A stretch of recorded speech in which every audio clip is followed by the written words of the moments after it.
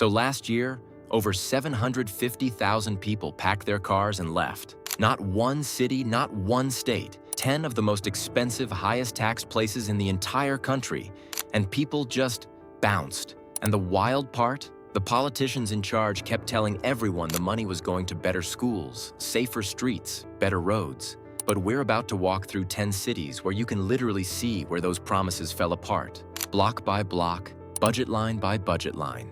You're not ready for what these numbers actually look like up close. Number 1, New York City, New York. $30,000 per kid per year.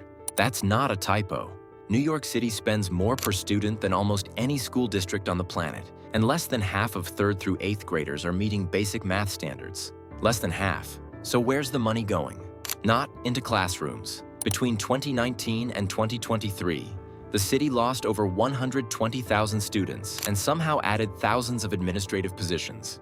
Enrollment dropped, the bureaucracy grew, and you're funding all of this at a combined city and state income tax rate that pushes past 14%, the highest in the country. Texas spends $14,000 per student and posts comparable math scores. That extra $16,000 per kid bought a lot of administrators. Number 2, San Francisco, California. San Francisco's city budget hit $14 billion in 2023 for a city of 870,000 people. That's over $16,000 per resident per year, before California even touches your paycheck with its 13.3% income tax rate. And what did all that money buy? The city spent between $60,000 and $100,000 per homeless person annually, and still counted over 7,700 homeless people in 2023, up from 6,900 in 2019. Drug overdose deaths hit 806 that same year. A federal judge literally ordered the city to clear Tenderloin encampments because conditions were ruled unconstitutional. Walgreens closed 17 stores. Whole Foods left. Nordstrom left. When the drugstores are gone, that's not a vibe problem, that's a paper trail. Number 3, Chicago, Illinois. Chicago's pension funds are underwater by over $35 billion, and that's not some distant problem on a spreadsheet. Those payments are due right now, every single month. In 2023, the city paid over $2.3 billion into pension funds, which was actually more than it spent on the entire police department. So when people ask why Chicago can't solve its crime problem, part of the answer is that pension debt legally takes priority over everything else, including cops on the street. And speaking of crime, more than 7 out of 10 murders in Chicago go unsolved. Victims' families started tracking cases themselves because nobody else was. Cook County has lost population for 7 straight years running. Number 4, Los Angeles, California. $1.3 billion.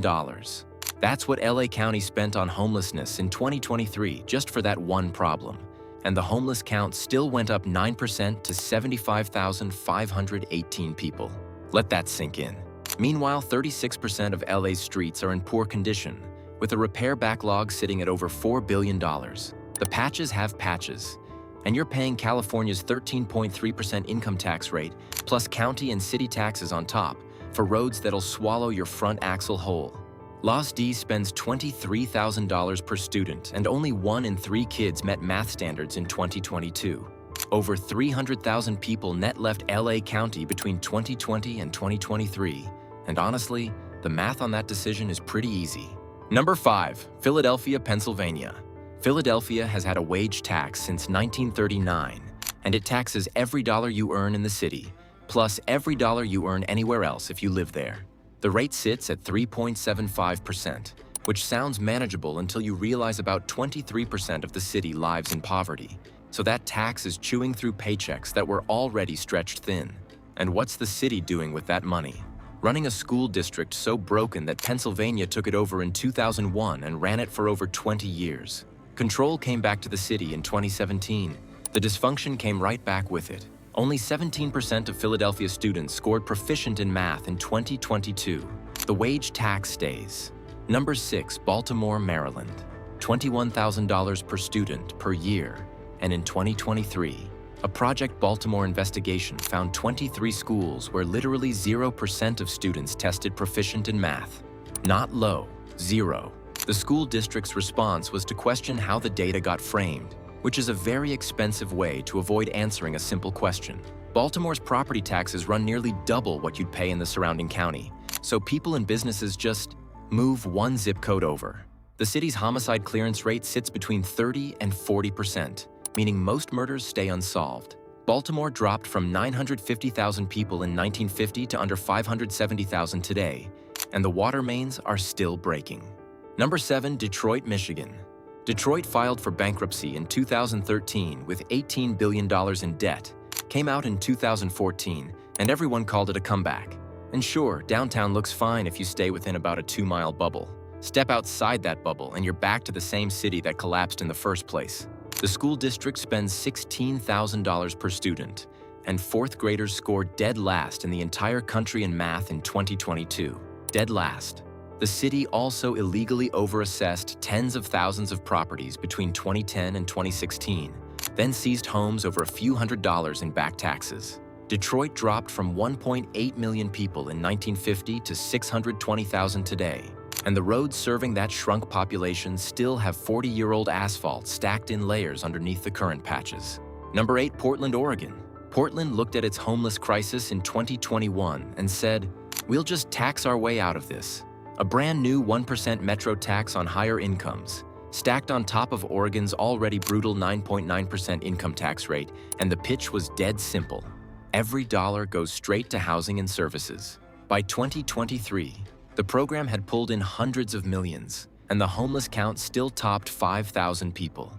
The money went into a new agency called Joint Office of Homeless Services, which promptly got audited for losing track of where large chunks of its budget actually went. Washington State, with zero income tax, sits literally across the river. The IRS migration data shows people noticed. Number 9, Austin, Texas. No income tax. Sounds like the dream, right? Texas keeps every dollar of your paycheck, and people move to Austin by the hundreds of thousands chasing exactly that. But what nobody tells you is that Austin just collects its money a different way. Property taxes. The average Austin homeowner's tax bill has roughly doubled in the last decade, and Texas property taxes are already some of the highest in the country before Austin piles on its own rates. Project Connect, the city's light rail, got voter approval in 2020 at $7.1 billion. By 2023, that number ballooned past $10 billion with years of delays added on top. You can escape a state income tax and still land somewhere that spends like it has one. Number 10, Washington, D.C. D.C. spends over $25,000 per student annually, more than any state in the country. And in 2022, only 17% of its public school kids scored proficient in math. The city that literally writes federal education policy for the rest of America cannot get its own 4th graders reading at grade level. Over 40% of DC's major roads are in poor condition.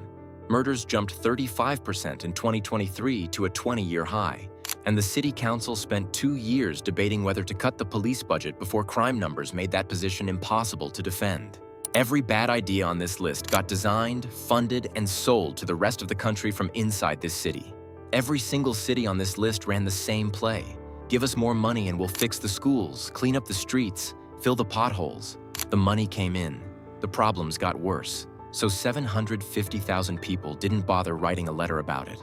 They just left, rented trucks, listed their houses, and moved somewhere the math actually worked. That's not a protest. That's a verdict with a U-Haul receipt attached.